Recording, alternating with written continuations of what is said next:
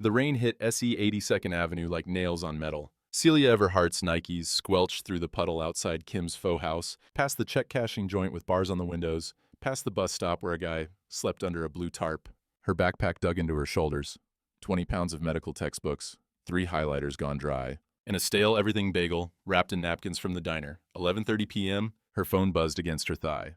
Final review session. Midnight, attendance mandatory. Doctor Hargrave will be taking names. Celia kept walking. She'd been awake since 4 a.m., double shift at the diner, then 3 hours mopping floors at Legacy Emmanuel Hospital. Her exam started in 7 hours. This review session was the difference between passing and washing dishes for the rest of her life. She checked her mother's Timex. The cracked crystal caught the streetlight. Second hand still ticking. Still counting down the promise she made at a deathbed 2 years ago. Become the doctor Mom never got to see. Then she heard it. Not thunder, metal. The ugly crunch of a car kissing a telephone pole at 40 miles per hour. Celia stopped. A black Audi wrapped around the pole like a drunk hug. Steam hissing from the hood. Airbag deflated. Inside, a young woman slumped against the steering wheel. Dark hair matted with blood. Rain pouring through the cracked windshield. No other cars. No witnesses. Just Celia and the wreck and the rain washing blood down the gutter. Her phone buzzed again. You missed the session. You missed the exam. No exceptions. Dr. Hargrave. Celia looked at her phone, at the car, at the woman's chest, rising, falling, barely. Her jaw clenched, her stomach dropped, her hands went cold. Shit. She dropped her backpack and ran. The driver's door fought her, jammed. She yanked twice, 3 times, her palms slipping on wet metal. It finally shrieked open. The woman's head lolled. Blood trailed from her temple, mixing with rain. Pulse, weak, but there. Breathing, shallow, ragged, wrong. Celia's done this before. Not on a person. But she's watched enough trauma docs work while scrubbing gurneys at 2 a.m. Hey, stay with me. She pressed her hoodie against the head wound, checked for spinal injuries. The woman's eyes fluttered, glassy, unfocused, drowning. Don't, my brother. I got you. You're gonna be fine. What's your name? Mira. Okay, Mira, I'm Celia. Keep talking. Tell me about your brother. Mira's lips moved. No sound. Her eyes rolled back. No. Stay with me. Celia tilted her head, cleared her airway, found her pulse again. Faster now. Panic crawling up her throat. She dialed 911 with shaking hands, kept pressure on the wound, talked Mira through the fog like it was a prayer. The ambulance took 43 minutes. 43 minutes of kneeling in the rain, holding a stranger's head, whispering, stay with me, until the words stopped meaning anything. The paramedics finally arrived, loaded Mira onto a stretcher. One of them, a woman with tired eyes, grabbed Celia's shoulder. You saved her life. She'd be gone without you. Celia nodded, soaked, shaking. Her phone screen cracked from where she dropped it. She checked the time. 12:47 a.m. The review session ended 14 minutes ago. She walked back to her backpack, picked it up. Rain poured into her eyes. 17 missed calls, 12 from her study group, 5 from a number she didn't recognize. The last voicemail was Dr. Vanessa Hargrave, Director of Admissions, her voice sharp as glass.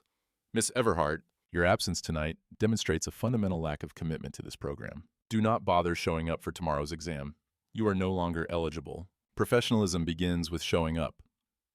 Celia stood there, rain dripping off her nose, blood on her hands.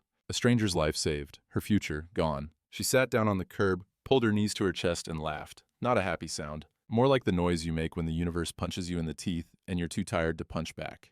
In this world where choices ripple wider than we know, these events mirror the unexpected turns of real life, though every name and detail has been shaped for this story. The rain kept falling. The city kept humming. Somewhere in a hospital bed, a woman named Mira Lennox breathed because Celia Everhart chose to stop. Tomorrow, her landlord would evict her, the diner would fire her, and Celia would pack her life into 2 cardboard boxes and wonder what the hell came next. But tonight, she sat in the rain and knew she'd made the right choice. Even if it cost her everything. Pause here. If you saw that wreck, knowing you'd lose everything, would you stop? Be honest. Comment stop or walk before we go on. 7 a.m. Celia sat on the front steps of her former apartment building, with everything she owned, packed into 2 cardboard boxes in a duffel bag. The rain had stopped an hour ago. The city smelled like wet concrete and diesel exhaust from the TriMet buses grinding past. Her landlord Jerry had locked her out at 6:30. No warning. Just, rent's 3 days late, kid. You know the rules. She had the money. She was supposed to deposit it yesterday after her shift. But yesterday ended with her kneeling in the rain, holding a stranger's head together. Her phone buzzed. Kim's Diner. No call, no show equals termination. Don't come back. Then Legacy Emmanuel. Your janitorial shift was missed without notice. Contract terminated, effective immediately. Celia stared at the screen. 3 jobs, gone. Her exam, gone. 2 years of 80-hour weeks, living on ramen and gas station coffee, sleeping 4 hours a night. All of it, gone. She pulled out her mother's Timex. The second hand still ticked. Sorry, Mom, I really tried. Her phone rang. Unknown number. She almost didn't answer. Miss Everhart? A male voice. Professional. Warm, in a way that sounded expensive. My name is Thomas. I'm calling on behalf of the Wolfe family. You saved Mira Lennox last night. Celia's throat tightened. Is she okay? She's stable, thanks to you. Mr. Wolfe would like to meet you. Are you available this morning? I'm kind of in between places right now. We'll send a car. 10 minutes. The line went dead. Celia looked down at her boxes, her ripped jeans, her blood-stained hoodie still damp from the rain. What the hell? 9 minutes later, a Rolls-Royce Phantom pulled up, gunmetal gray, silent as a predator. The driver, a man in a black suit who looked like he'd never smiled in his entire life, stepped out. Miss Everhart? Celia nodded. She was still holding her thermos of gas station coffee. Mr. Wolfe is waiting. The car smelled like leather and money, real leather, the kind that costs more than Celia made in 6 months. She sat with her hands in her lap, staring at the polished wood panels, the crystal water bottles and built-in holders, the complete absence of engine noise. No street sounds. No vibration, just silence so thick it pressed against her eardrums. They drove through downtown Portland, across the Burnside Bridge, up into the West Hills where the houses stopped looking like houses and started looking like statements. The pavement got smoother, the trees got taller, the gates got higher. 22 minutes later, they pulled through iron gates into an estate that looked like it was designed by someone who hated clutter and loved control, glass, steel, Douglas fir beams, floor-to-ceiling windows showing the entire city stretched out below like a kingdom waiting to be claimed. Thomas opened the door. This way. Inside, a man stood by the window, tall, early 30s, dark hair, cut sharp, tailored black suit that probably cost what Celia used to pay in annual rent. He didn't turn around when she walked in. Miss Everhart, thank you for coming. His voice was low, controlled, the kind of voice that gave orders and expected them to be followed. Celia crossed her arms. You Thomas? Brennan Wolfe. He finally turned. His eyes were gray, the same color as the car, the same color as the Portland sky. You saved my sister's life. How is she? Fractured ribs, concussion, 12 stitches. The doctor said if you hadn't kept her airway clear, she would have drowned in her own blood. He paused, studied her. I'm told you missed something important because of her. Celia shrugged. Yeah, my entire future. But she's alive, so. Brennan reached into his jacket and pulled out a check. He set it on the glass coffee table between them, the kind of table that had never seen a coffee ring or a water stain. Celia looked down. $50,000. That's for your tuition, your rent, whatever you need. And Celia stared at the check. At this man in his glass tower solving problems with money, like everyone had a price tag hanging around their neck. She picked up the check and tore it in half. I didn't save your sister for a paycheck. Brennan blinked. Might be the first time in 10 years someone surprised him. Everyone has a price, Miss Everhart. Yeah? Celia stepped closer. What's yours? Silence. The kind that cuts skin. Brennan's jaw tightened. His hands, manicured, soft, never worked a day of manual labor, flexed once at his sides. Celia picked up her thermos. Your sister's okay. That's all I needed to know. Thanks for the ride. She turned toward the door. Wait. She stopped. Didn't turn around. Brennan's voice changed. Quieter now, less steel, more something that almost sounded like desperation. Mira asked for you. She won't talk to anyone else. The doctor's the therapist, me, she won't talk to any of us. She's scared. And I don't know how to help her. Celia turned back. Looked at this billionaire who could buy anything except the one thing his sister needed. Where is she? Would you have taken the $50,000? Be honest, drop your answer, take or refuse. Celia sat across from Mira Lennox in a private room at Legacy Emanuel, the same hospital where she used to mop floors at 2 a.m., emptying trash bins and wiping down gurneys while doctors walked past her like she was furniture. Mira was awake, bruised purple around her left eye, white bandage wrapped around her head, stitches tracking across her temple like railroad ties. But alive. When Celia walked in, Mira's eyes filled with tears. You're real. I thought I dreamed you. Celia pulled up a chair. The vinyl squeaked. How you feeling? Like I got hit by a telephone pole. Mira tried to smile, winced. The doctor said you saved me. You did most of the work. I just kept you company. For 43 minutes, in the rain. Mira's voice cracked. The paramedic told me. You stayed the whole time. Where else was I gonna go? Mira reached out, took Celia's hand. Her grip was weak but desperate. When I woke up in the ambulance, I remembered your voice. You kept saying, "Stay with me," like I mattered. Celia's throat tightened. You do matter. They talked for 20 minutes. Celia learned that Mira was a ceramic artist, that she'd lost her parents 5 years ago in a plane crash over the Cascades, that she had nightmares about being trapped, about suffocating, about being alone in the dark. Last night, I was driving home from the studio. It was raining. I looked down at my phone for 2 seconds, just 2 seconds, and then I was spinning. Mira's breath hitched. I couldn't breathe. The airbag was pressing on my chest and I couldn't. Hey, you're okay now. Because of you. Mira squeezed her hand. Brennan wants to pay you. I told him you wouldn't take it. You were right. Then let me ask you something else. Mira's voice dropped. Will you stay, just for a few days, until I can stop seeing that pole every time I close my eyes? Then Celia looked at this girl who had everything. Money, family, a brother who'd move mountains for her, and nothing. No peace, no safety, just fear. Yeah, I'll stay. That afternoon, Celia stood on the back terrace of Brennan's estate, staring at her phone. The number for Oregon Health and Science University admissions glowed on the screen. She dialed. Dr. Hargrave's office. A bored voice, administrative assistant who probably made more than Celia ever had. Hi, this is Celia Everhart. I need to speak with Dr. Hargrave about my exam situation. Hold, please. 90 seconds of elevator jazz, then a click. Miss Everhart, Doctor. Vanessa Hargrave's voice was ice wrapped in silk, Pearl District polished, the kind of voice that ordered $15 lattes without checking the price. I was wondering if you'd call. Dr. Hargrave, I know I missed the review session and the exam, but I had an emergency. An emergency. She said it like the word tasted bad. Miss Everhart, do you know how many students apply to this program every year? 4,000. We accept 30 students who demonstrate not just intelligence, but discipline, commitment, the ability to show up when it matters most. As I was saving someone's life? Were you? The contempt dripped through the phone. Or were you playing hero because you couldn't handle the pressure of the exam? The air left Celia's lungs. Excuse me? I've reviewed your file, Miss Everhart. 3 jobs, student loans maxed out, low-income background, Pell Grant recipient. Each word was a scalpel. You're barely scraping by. Students like you romanticize medicine because you think it'll save you. But medicine isn't about salvation. It's about precision, excellence, standards. Celia's hands started shaking. I kept a woman alive for 43 minutes in the rain. I performed triage. I cleared her airway. I did exactly what any doctor would do. A doctor would have called 911 and continued to their obligations. Hargrave's voice sharpened to a blade. Let me be very clear. There will be no retake, no exceptions, no second chances for students who demonstrate poor judgment. You had your opportunity, and you chose to throw it away on some misguided sense of heroism.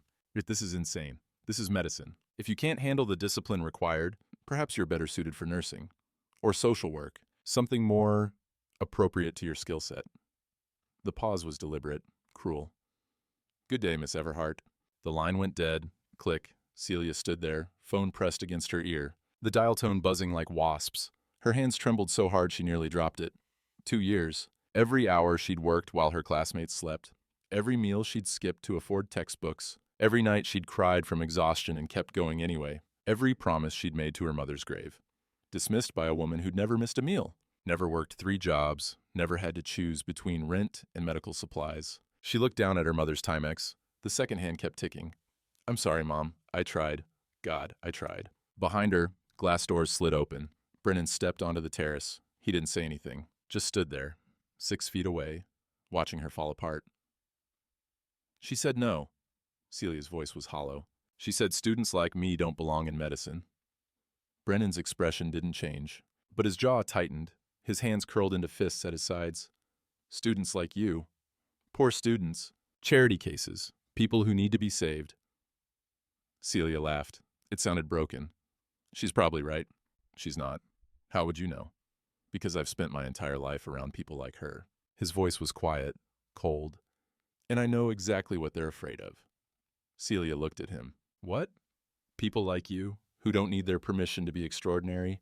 Have you ever dealt with someone like Dr. Hargrave? Someone who used their power to keep you down?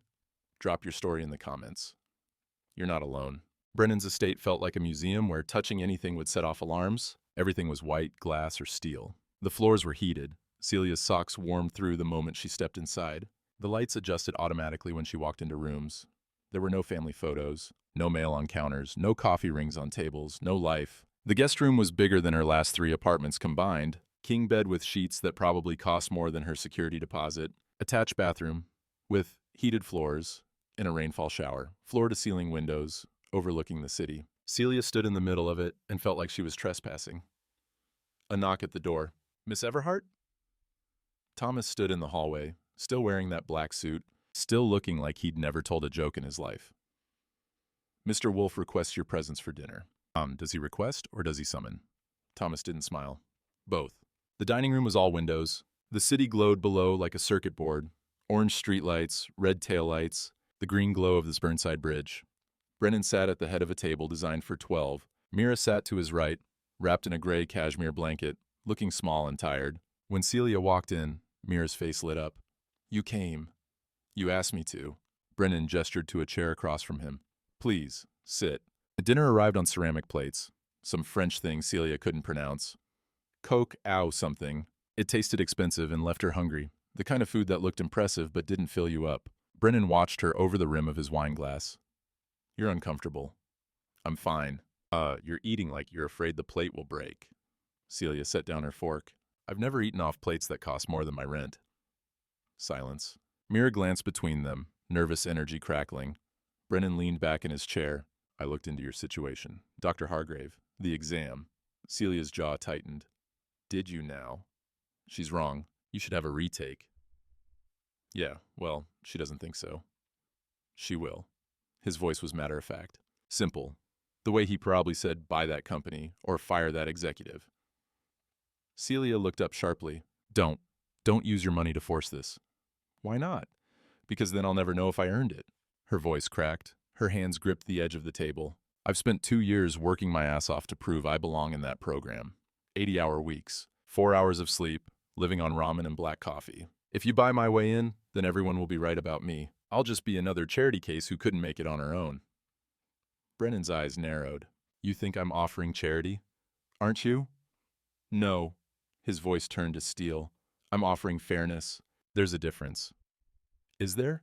"Because from where I'm sitting, it looks the same. You writing a check to make yourself feel better about what happened." Brennan set down his wine glass. Hard, the sound echoed. "You have no idea what you're talking about." "Then educate me."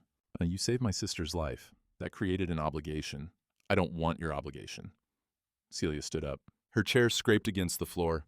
"I don't want your guilt. I don't want your money. What I want is a fair shot. And if you use your name to buy that for me, it won't be fair. It'll be bought." Mira spoke up, quiet but clear. "Olia, you saved my life." Brennan's trying to say thank you the only way he knows how. She looked at her brother. "But if you don't want his help the way he's offering it, then teach him a different way." Celia looked at Mira, then at Brennan. His jaw was tight, his hands flat on the table. He looked like a man who'd just been told no for the second time in one day, something that probably hadn't happened in a decade. She sat back down. "Fine. You want to help? Then help me study. I'll retake that exam, legitimately, through proper channels. No favors, no strings. No phone calls from billion-dollar donors. I do it the right way or I don't do it at all." Brennan stared at her. 5 seconds. 10. His expression unreadable. Then he nodded. Slow, deliberate. "Agreed. You swear you won't interfere?" "I swear I won't use money or influence to force the issue." He paused. "But if I find evidence of wrongdoing, bias, corruption, anything that violates policy, I reserve the right to bring it to light." "That's fair. Then we have a deal." For the first time, since Celia walked into this glass fortress, something shifted in the air between them. Not warmth, not friendship, but respect. The kind you earn by standing your ground when someone expects you to fold. Mira smiled. Small, but real. "See, you're already teaching him. But would you accept help from someone like Brennan, knowing it might taint your achievement? Or would you refuse and go it alone?" Comment, accept, or refuse. 3 days passed like a fever dream. Celia stayed in the guest room, helped Mira with physical therapy exercises the hospital sent home, and studied at night using textbooks Brennan had delivered. Medical anatomy, pharmacology, pathophysiology, Gray's Anatomy, the actual textbook, not the TV show. She was good at this. She'd always been good at this. But every time she looked at the material, she heard Dr. Hargrave's voice. "Students like you romanticize medicine because you think it'll save you." One afternoon, Mira found Celia on the back terrace, staring at her mother's Timex. That watch. You look at it a lot. Celia didn't look up. The crystal was cracked in 3 places. The leather band was worn soft. It was my mom's. Mira sat down in the teak chair beside her. The afternoon sun made the city shimmer below. Was? She died when I was 19, breast cancer, stage 3. Totally treatable if we'd caught it earlier. If we could have afforded the screening. Celia's voice was flat, matter of fact. The way you talk about old wounds that don't bleed anymore, but never quite heal. By the time we scraped together enough for a doctor, it had spread. She lasted 6 months. Mira's eyes filled with tears. I'm so sorry. Don't be. She's why I'm doing this. Why I wanted to be a doctor. Celia finally looked at Mira. She gave me this watch 3 days before she died, told me to make every second count. I've worn it every day since. Mira wiped her eyes. I get it, the holding on. Yeah? Our parents died in a plane crash 5 years ago. Private jet. They were flying back from Aspen. Engine failure over the Cascades. Mira's voice went distant. Brennan shut down after. Threw himself into work, built his empire, and I fell apart. Therapy didn't work. Medication made me numb. But then I found clay. Why clay? Because when you work with clay, you have to be present. Your hands have to feel it, shape it. If your mind wanders even for a second, the piece collapses. Mira smiled, sad and small. It was the only thing that kept me grounded. The only thing that made me feel real. Celia nodded. Makes sense. Brennan doesn't understand it. He thinks art is frivolous. He'd rather I run one of his companies, sit in boardrooms, make money. What do you think? I think everyone heals differently. Mira looked at the watch in Celia's hand. You heal by saving people, I heal by making things. Brennan heals by not healing at all. That night, Celia was in her room studying pharmacology, memorizing drug interactions, half-lives, contraindications, when she heard the scream. High, panicked, raw. She ran down the hall, barefoot on heated floors, found Mira's bedroom door open. Mira was on the floor between the bed and the wall, hyperventilating, clutching her ribs, eyes wild. Can't breathe, trapped, Brennan was already there, frozen 3 feet away. His hands hovered over Mira but didn't touch her, like he was afraid she'd shatter. Mibisha, you're okay. You're safe. You're at home. Get away from me, Mira screamed. Her voice cracked, broke. Brennan stepped back, helpless. His face went white. Celia dropped to her knees beside Mira. Mira, look at me, look at me. Mira's eyes were unfocused, drowning. It's Celia. Remember me? I'm the girl who kept saying, stay with me in the rain. I'm here. You're safe. Celia took Mira's hand, pressed it flat against her own chest. Feel my breathing. Match it. In, out, in, out. Mira's breath came in ragged gasps. Celia kept her hand there, kept breathing, slow, steady. The way she'd done with patients in the ER when she was mopping floors and watching nurses work. In through your nose, 4 counts. Hold it, 2 counts. Out through your mouth, 6 counts. She counted out loud, her voice calm, anchoring. Slowly, so slowly, Mira's breathing evened out. Her eyes focused. The panic receded like a tide pulling back from shore. 10 minutes later, Mira was asleep on the couch downstairs, wrapped in blankets, her breathing deep and steady. Brennan stood by the window, staring out at the city lights. His reflection in the glass looked haunted. How did you do that? Celia was exhausted. Her adrenaline crash hit like a hammer. I didn't do anything. I just showed up. I show up every day. No, you hover. Celia walked over to him. There's a difference. You're terrified of losing her, so you keep her at arm's length. You think if you don't get too close, it won't hurt as much when something goes wrong. Brennan's jaw tightened. You don't know me. I know grief, and I know what it looks like when someone's running from it. She softened her voice, just a little. You can't protect people from pain, Brennan. You can only be there when it hits. Silence, the kind that aches in your chest.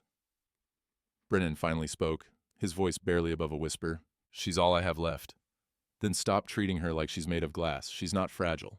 She's scared. And scared people don't need walls, they need hands to hold on to. Have you ever felt like Brennan, so terrified of losing someone that you push them away?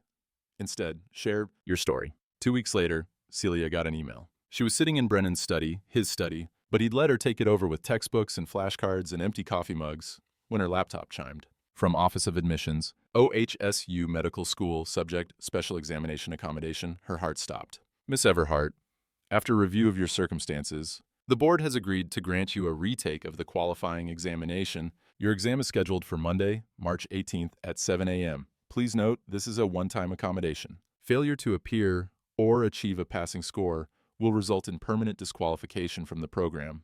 Dr. Vanessa Hargrave, Director of Admissions. Celia read it 3 times. Her hands started shaking. Monday, March 18th. She pulled up her calendar. Today was Friday, March 15th. 72 hours. They were giving her 72 hours to prepare for an 8-hour comprehensive exam that other students had spent 6 months preparing for. She printed the email and walked downstairs. Found Brennan in the living room on his laptop, probably moving millions of dollars around while drinking coffee. She handed him the paper. He read it. His expression darkened. This is intentional. I know. She's setting you up to fail. I know. Celia. I can do it. Her voice was steel. I've been studying every night. I know this material. I just need to stay focused. Brennan stood up. Let me call the board. This timeline is unreasonable? No. Celia. If you call them, she wins. She'll say I can't handle pressure, that I need special treatment, that I'm exactly what she thinks I am. Celia's jaw set. I'm taking this exam on Monday, and I'm passing it. Brennan studied her face. 5 seconds. 10. Then he nodded. Tell me what you need. Coffee. Quiet. And nobody bothering me for the next 72 hours. Celia didn't sleep Friday night or Saturday night. By Sunday evening, she'd been awake for 48 hours straight, running on coffee and adrenaline and pure spite. Her eyes burned. Her head pounded. But she kept going. Mira brought her tea at 11 p.m., set it down beside her anatomy textbook. You need to sleep. I need to pass. You will. You don't know that. Mira sat down beside her. I know you saved my life when you didn't have to. I know you gave up everything for a stranger. And I know that anyone who loves medicine that much will find a way. Celia's eyes filled with tears. She blinked them back. What if it's not enough? Then you try again and again until it is. Monday morning, 5:30 a.m. Celia stood in the foyer, backpack on, wearing clean clothes for the first time in 3 days. Her brain felt like static. Her hands wouldn't stop shaking. Brennan's driver was supposed to pick her up at 6 o'clock. The campus was 9 miles away. Traffic would be light. Plenty of time. At 5:45, Thomas called. Miss Everhart? I'm very sorry. The car won't start. There's a mobile mechanic on the way, but it'll be at least 45 minutes. And Celia's blood turned to ice. I need to be there at 7. I'm calling backup vehicles now. There's no time. She looked out the window. Gray sky. Rain starting to fall. Of course it was raining. Brennan appeared in the doorway, already on his phone. And I'll have the board delay the exam. No. Celia grabbed her bag. If you call them, Hargrave wins. She'll say I can't handle pressure, that I needed Daddy Warbucks to save me. Celia, the campus is 9 miles from here. Then I'll run. She was out the door before he could stop her. Celia ran, not jogging, not pacing herself. Full sprint down the hill, through the West Hills onto Burnside. Her backpack slammed against her spine with every step. Her lungs screamed. The rain soaked through her jacket in 30 seconds. She checked her mother's Timex, 6:17 a.m., 43 minutes. People stared as she ran past. A woman walking her dog yelled, You okay, hun? Celia didn't answer, just ran, down Burnside. Across the river, up the hill, toward OHSU. Her legs turned to jelly, her vision blurred, but she kept moving, one foot in front of the other, again. At 6:42, she reached the base of Marquam Hill. The tram, the stairs, the endless brutal climb. Her heart felt like it would explode. She stumbled into the testing center at 6:58 a.m. Dr. Hargrave stood in the hallway, clipboard in hand, surrounded by nervous students in fresh clothes and rested faces. When she saw Celia, soaked, gasping, barely standing, rain dripping onto the linoleum, her lips curled into a smile. Miss Everhart, cutting it close, aren't we? Celia couldn't breathe enough to answer. She bent over, hands on her knees, lungs burning. Hargrave checked her watch. Gold Cartier that cost more than Celia's entire life. Indeed, barely. She looked Celia up and down, like she was something stuck to her shoe. You look unwell. Are you certain you're in a condition to test? Celia straightened. I'm here. Are you? Because if you need to withdraw due to health concerns, I said I'm here. The other students watched. Some with pity, some with judgment, some with relief they weren't her. Hargrave's smile sharpened. Very well, you have 8 hours. Begin whenever you're ready. Celia walked into the testing room on legs that barely held her, sat down at the desk, pulled out her pencil with shaking hands. The proctor handed her the exam. She looked down at the first question. Her mind went completely blank. Be honest, would you have run 9 miles in the rain for a second chance? Or would you have let Brennan make that call? Comment now. While Celia sat in that testing room fighting for her future, Brennan Wolfe stood in his office and made a phone call. Marcus, it's Brennan. I need you to pull every piece of documentation on Dr. Vanessa Hargrave. Employment records, admission decisions for the last 5 years, financial disclosures, board meeting minutes, everything. Marcus Chen, Brennan's head of legal, didn't ask questions. 20 years in corporate law taught him when to dig and when to shut up. Time frame? Today. That's aggressive. So is sabotaging a student's exam with a 72-hour window? Brennan's voice was ice. And Marcus, use the Freedom of Information Act requests, keep it completely legal. I want documentation that would hold up in federal court. Understood. 6 hours later, Marcus walked into Brennan's office with a banker's box and a folder 3 inches thick. Set them on the desk with a heavy thud. You're going to want to see this. Brennan opened the folder. Read. His expression didn't change, but his knuckles went white around the paper. Her nephew, Trevor Hargrave, accepted into the program 2 years ago. GPA 2.8, MCAT score 502, bottom 15th percentile nationally. Marcus pulled out another document. OHSU's published minimum for consideration is 3.5 GPA and 510 MCAT. He didn't meet either threshold. And he's still enrolled? He failed first-year anatomy 3 times. Each time, Vanessa Hargrave personally intervened and granted him extenuating circumstances accommodations. Marcus pulled out a spreadsheet. Here's the best part. Trevor's father, Vanessa's brother, donated $250,000 to the program's new research wing 6 months before Trevor's acceptance. The donation was never disclosed during the admissions review process. Brennan leaned back in his chair. She denied Celia's legitimate retake while covering for her nephew's incompetence. It gets worse. 4 other students with near-perfect credentials were denied admission the same year Trevor was accepted. All 4 from low-income backgrounds. All 4 filed formal complaints. Marcus tapped the folder. All 4 complaints were dismissed by Vanessa Hargrave without independent review, no appeals, no oversight. Just her signature and a form letter. Names? Marcus rattled them off. Rachel Torres, 3.9 GPA, 518 MCAT, now working as an ER nurse in Gresham. Michael Kim, 3.8 GPA, 515 MCAT. Gave up medicine, teaches high school biology. Sarah Okonkwo, 4.0 GPA, 520 MCAT. Joined Teach for America instead. And James Running Bear, 3.7 GPA, 512 MCAT. Working construction on the Warm Springs Reservation. Brennan stood, walked to the window, looked down at the city where thousands of people fought every day for a fair shot that people like Hargrave denied them. She's been gatekeeping the program for years. Protecting legacy admits and wealthy donors while blocking qualified students who don't fit her profile. Marcus crossed his arms. There's one more thing. I pulled Trevor's exam records. He's been flagged for suspected academic dishonesty twice. Both investigations were closed by Hargrave before they reached the honor board. Evidence? Circumstantial, but the pattern is there. Brennan turned from the window. Schedule an emergency meeting with the OHSU Board of Trustees tomorrow morning. On what grounds? Ethical violations, nepotism, abuse of administrative authority. Brennan's voice was surgical, precise. And Marcus, make sure the press is there. Oregonian, Willamette Week. If we're doing this, we're doing it publicly. Marcus nodded. And if she fights back? Let her. We have documentation. She has excuses.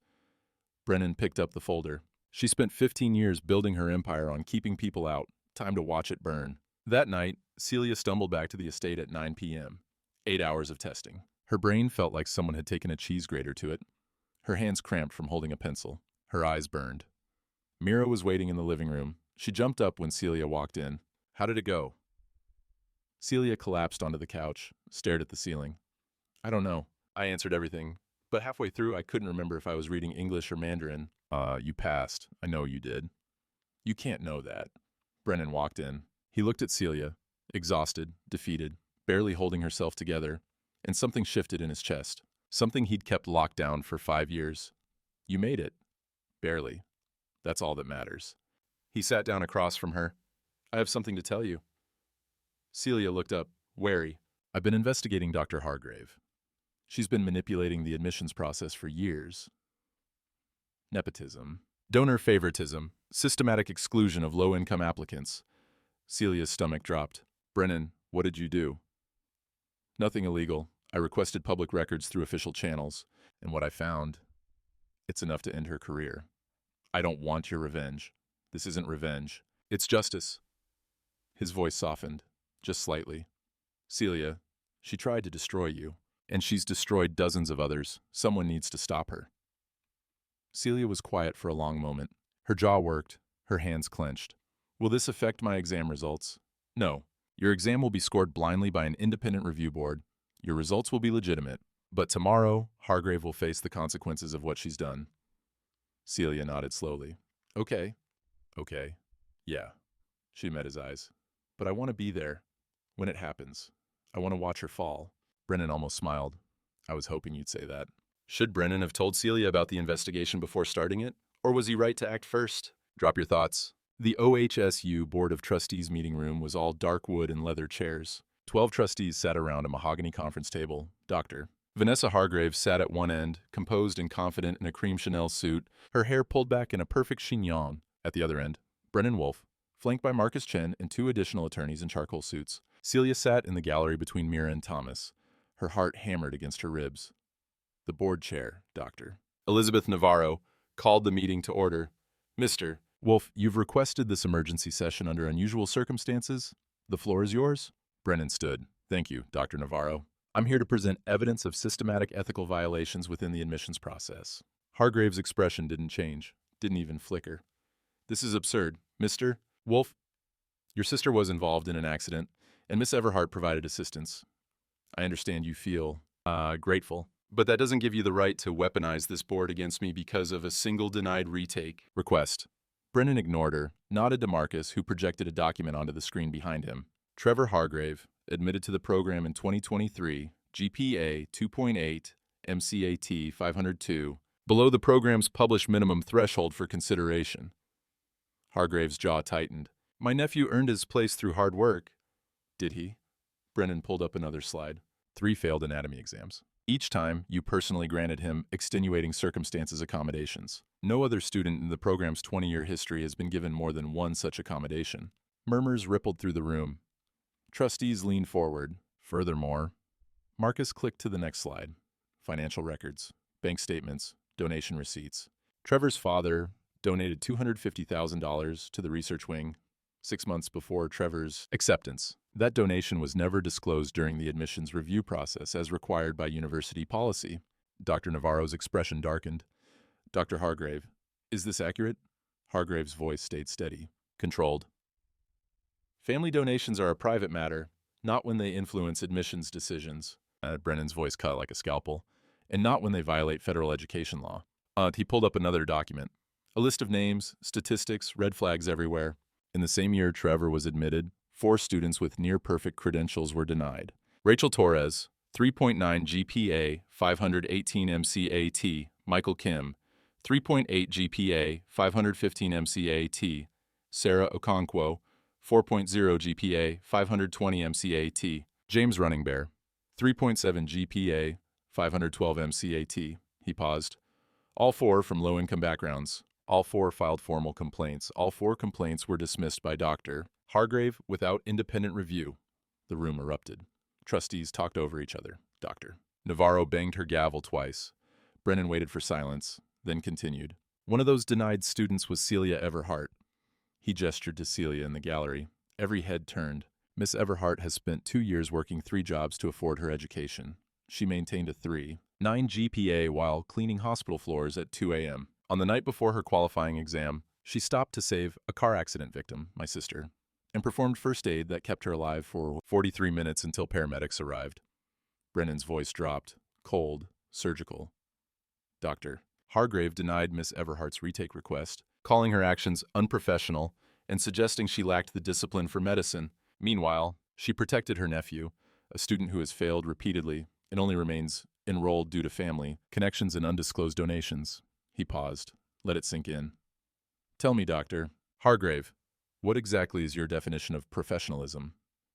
Silence, heavy as concrete. Hargrave stood, her face flushed, hands flat on the table.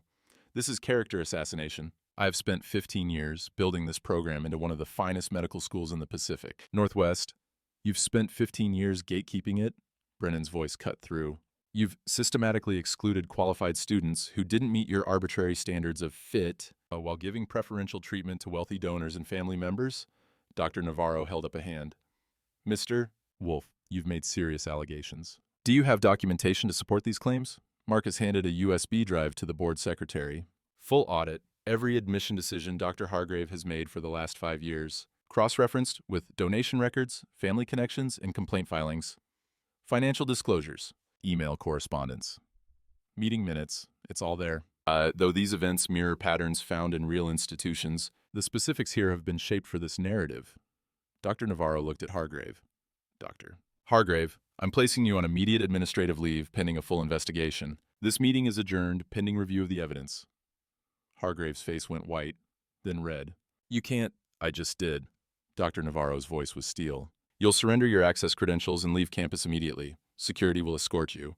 Hargrave gathered her things with shaking hands. Her perfect composure cracked like her expensive porcelain. As she walked toward the door, she passed Celia. Their eyes met. Hargrave's voice dropped to a hiss. You think you've won? You'll never belong here. No matter what he does for you. People like you don't become doctors. They clean up after them. Celia stood, looked Hargrave dead in the eye. I already belong here. You're just too small to see it. Hargrave flinched and walked out, her heels clicking on marble like a countdown to nothing. Celia's final line to Hargrave, cold or justified, drop your take in the comments. 24 hours after the board meeting, the story broke. The Oregonian, front page, OHSU Medical School Director suspended amid nepotism scandal. Subtitle, Vanessa Hargrave under investigation for preferential admissions, blocking qualified low-income students. The article included everything. Trevor's failed exams, the donation timeline, the 4 denied students, Celia's story, run 9 miles in the rain, soaking wet, passed anyway. By noon, it was picked up by the Seattle Times, San Francisco Chronicle, CNN Health. By 3 p.m., hashtag Justice for Celia was trending on Twitter, then hashtag Hargrave out, then hashtag Med School Gatekeeping. Alumni donors started pulling funding. 3 major research grants suspended pending investigation outcome. Students organized a protest outside the medical school. 200 people holding signs, merit over money, and Hargrave must go, and we are Rachel, Michael, Sarah, James, and Celia. At 5 p.m., the OHSU Board of Trustees held a press conference. Dr. Navarro stood at the podium, flanked by university leadership in dark suits, the room packed with cameras and reporters. After a thorough review of the allegations against Dr. Vanessa Hargrave, the board has accepted her resignation, effective immediately. Additionally, we are implementing new oversight protocols for the admissions process to ensure transparency and fairness for all applicants. A reporter from KGW News shouted, "What about Trevor Hargrave?" Mr. Hargrave's enrollment has been terminated. His exam scores will be audited, and if evidence of academic dishonesty is confirmed, the university will pursue all available remedies, including degree revocation. And another reporter, "What about the students who were denied admission?" We are conducting a comprehensive review of all admissions decisions made during Dr. Hargrave's tenure. Qualified applicants who were unfairly denied will be contacted and offered admission for the next academic year with full scholarship consideration. That evening, Celia's phone rang. Unknown number, Portland area code. Her stomach dropped. Hello? Miss Everhart, this is Dr. Navarro from OHSU. Do you have a moment? Celia sat down. Her legs wouldn't hold her. Yes. I wanted to inform you personally. You passed your examination. Your score was in the top 5% of all test takers this year. Celia couldn't breathe. The room spun. What? You passed, with distinction. Your admission to the program is confirmed for the fall semester. Dr. Navarro paused. Miss Everhart, on behalf of the university, I want to apologize. What happened to you was unconscionable. You are exactly the kind of student we should be fighting to admit, not blocking. Celia's eyes filled with tears. Her hands shook. Thank you. No, thank you for your courage, for speaking up, for not letting one person's bias define your worth. Dr. Navarro's voice softened. There's one more thing. We'd like to invite you to speak at our annual scholarship gala in June, to share your story. Would you be willing? Celia wiped her eyes, looked down at her mother's Timex. Yeah, I'd be honored. When she hung up, Mira was standing in the doorway. You passed? Celia nodded. Couldn't speak, just nodded. Mira ran across the room and hugged her. They both cried. Brennan appeared behind them. He didn't say anything, just watched Celia with something in his eyes that looked almost like pride. 2 days later, Celia got a text from an unknown number. You destroyed my career, my reputation, my life. I hope you're satisfied. Celia stared at the message, then typed, I didn't destroy anything. You did that yourself when you chose power over fairness. 3 dots appeared, disappeared, nothing. Celia blocked the number. That weekend, The Oregonian ran a follow-up. Former OHSU director faces federal investigation for admissions fraud. The article detailed how Hargrave allegedly accepted donations in exchange for preferential treatment, violating federal education laws. If convicted, she faced fines up to $500,000 and up to 5 years in federal prison. Her husband, prominent Portland attorney Richard Hargrave, filed for divorce, cited irreconcilable differences and professional embarrassment. Her country club membership was revoked. Her invitations to medical conferences rescinded. The American Medical Association opened an ethics review. Dr. Vanessa Hargrave, who spent 15 years building her empire of gatekeeping and elitism, was blacklisted. No university would touch her. No hospital would hire her. No professional organization would have her. She was done. Celia's inbox filled with messages, interview requests from NPR, Good Morning America, The New York Times, scholarship offers, speaking invitations. But one message stood out from an email address she didn't recognize. Hi, Celia. My name is Rachel Torres. I was one of the 4 students denied the year you were denied. I gave up on medicine and became a nurse instead. I thought I wasn't good enough. Thank you for fighting. Thank you for proving that we belong there all along. I'm reapplying next year because of you. Celia read it twice, then called Brennan. How do I respond to this? Tell her the truth, which is that she was always a doctor. She just needed someone to open the door. Should justice served or too harsh? Was Hargrave's downfall satisfying or excessive? Be honest. 3 months later, Celia stood outside a small art gallery in the Pearl District. The sign above the door read, Mira Lennox, First Solo Exhibition, Reconstruction. Inside, the walls were lined with ceramic sculptures. Each piece told a story of breaking and rebuilding. Shattered bowls glued back together with gold seams. Cracked vases reformed into new shapes. Pieces that embraced their fractures instead of hiding them. Mira stood in the center of the room, surrounded by admirers in expensive clothes holding wine glasses. She glowed, healthy, smiling, alive. When she saw Celia, she excused herself and rushed over. You came. Of course I came. They hugged. Mira pulled back, beaming. There's something I need to show you. She led Celia to the back corner. A sculpture sat on a white pedestal, spotlit from above. It was a pair of hands, ceramic, life-sized. One hand pressed against the other in a gesture that looked like CPR. The fingers were cracked, veins of gold running through them, but strong, unbroken where it mattered. The plaque read, The woman who stopped, for CE, and who taught me that stopping to help is the bravest thing you can do. Celia's throat closed. Mira, I wouldn't be here without you. None of this. Mira gestured to the gallery, the people, the art, asterisk, would exist without that night. You gave me my life back. Celia wiped her eyes. You did this, not me. We did it together. Mira squeezed her hand. That's how it works. Later, after the crowd thinned, Celia stepped outside for air. The Portland night was cool. Rain-washed streets, the city smelled like wet pavement and possibility. A voice behind her. You always run from compliments? She turned. Brennan stood in the doorway, hands in his pockets, wearing a black sweater instead of a suit. He looked softer, more human. Less like a man who owned half the world, and more like someone who'd learned how to live in it. I'm not running, I'm breathing. He walked over, stood beside her. They watched the city lights in silence. The kind of silence that doesn't need filling. Finally, Brennan spoke.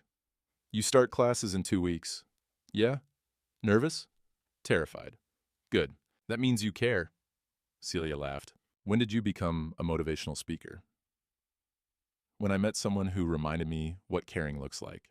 She looked at him, really looked. The man who started as a cold billionaire solving problems with checkbooks had become something else. Someone who'd learned that presence mattered more than power. You've changed. So have you. No, I'm exactly the same. No. He turned to face her fully.